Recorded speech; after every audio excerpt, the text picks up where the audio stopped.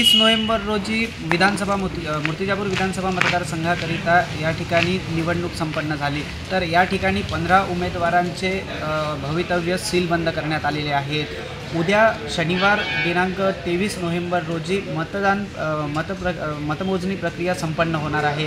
याकरिता 170 पोलीस कर्मचारी तर 17 पोलीस अधिकारी व CRPFचे जवान तैनात करण्यात आलेले आहे। प्रशासनाच्या वतीने मतमोजणी प्रक्रियेकरता जय्यत तयारी सुरू करण्यात आलेली आहे। तर उद्या हे पाहणं सगळ्यांचे लक्ष लागलेले आहे की उद्या कोणत्या उमेदवाराचे भवितव्य उघडणार। याकरिता माझ्यासोबत आहेत उपविभागीय अधिकारी तथा निवडणूक निर्णय अधिकारी मूर्तिजापूर श्री संदीप कुमार अपार यांच्यासोबत आपण त्यांच्या प्रतिक्रिया जाणून घेणार आहोत। सर, मतमोजणीची प्रक्रिया अंतिम टप्प्यात आहे।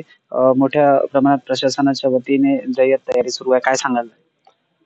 उद्या दिनांक 23 नोव्हेंबर रोजी आपण ज्या परिसरामध्ये बाहेर उभे आहोत त्या परिसरामध्ये काउंटिंग होणार आहे। इथे जो काउंटिंग हॉल आपला तयार झालेला आहे, आपल्याला दिसतही असेल की CRPFचे अधिकारी, त्यानंतर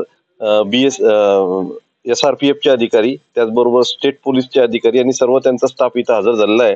इथं 3 टियर सिक्युरिटी अरेंजमेंट ऑलरेडी झालेली आहे। त्यामुळे या भागामध्ये कोणालाही पूर्व परवानगीशिवाय म्हटल्यापेक्षा अधिकार असल्याशिवाय, ऑथॉरिटी असल्याशिवाय कोणालाच इथं प्रवेश मिळणार नाही। मी आपल्या माध्यमातून इतरांना सुद्धा एक विनंती करतो की कोणत्याही परिस्थितीमध्ये आपणास जर आय कार्ड नसेल तर आपण या परिसरामध्ये येऊ नका। यामुळे आपल्याला अननेसेसरी कोणाला त्रास व्हायला नको। सोबतच मी सांगतो की आपलं जे मतदान आहे हे EVM मशीनचं मतदान 14 टेबलवर होत आहे। त्याच्यासाठी टोटल 28 राऊंड होतील आणि सकाळी 8 वाजता पहिले आपलं मतदान सुरू होईल। 8 वाजता आपलं मतदान जे सुरू होईल त्याची सुरुवात पोस्टल बॅलेटनं होईल। पोस्टल बॅलेटसाठी सुद्धा आपण 10 टेबल लावलेले आहेत। 10 टेबल पैकी 2 टेबल हे जे सर्व्हिस वोटर्स आहेत, जे सीमेवर तैनात जवान आहे, त्यांचं जे मतदान येणार आहे आपल्याकडे, तर त्यांचं सर्व्हिस वोटरचं वोटिंगचं स्कॅनिंग करण्यासाठी आपण 2 टेबल आणि बाकीच्या 8 टेबलवर आपण त्याची मोजदाद करणार आहोत। माननीय निवडणूक निरीक्षक हे स्वतः इथं हजर राहणार आहेत। त्यांच्या निरीक्षणामध्येच ही मतदान प्रक्रिया होणार आहे। आम्ही काउंटिंग एजंट्सना ID कार्ड आम्ही दिलेले आहेत ऑलरेडी। तथापि एका वेळी एका मतदाराचा एकच काउंटिंग एजंट हा एका टेबलवर उपस्थित राहू शकतो। त्याचबरोबर आम्ही उमेदवारांना आणि किंवा त्यांचे प्रतिनिधी यांना बसण्याची सुद्धा तिथे व्यवस्था केलेली आहे। संपूर्ण प्रक्रिया ते जवळून बघू शकतात।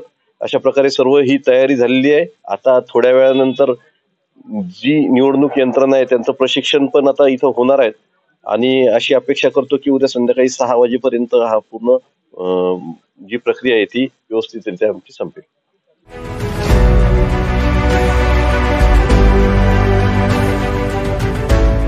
CEN न्यूज, देश प्रदेश की ताजा तरीन खबरों के लिए CEN न्यूज को सब्सक्राइब करें और रहें पल पल की खबर से हर पल बाखबर।